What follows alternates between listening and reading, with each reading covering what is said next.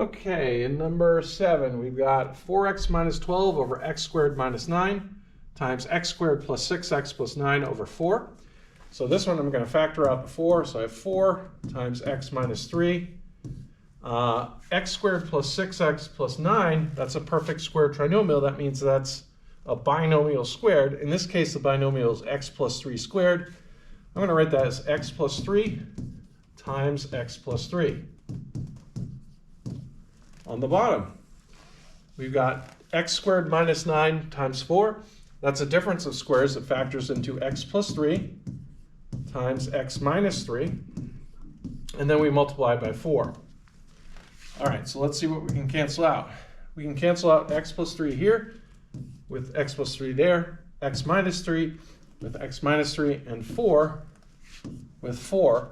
Now in the denominator you have 1 left. In the numerator you have x plus 3. X plus 3 divided by 1 is just x plus 3.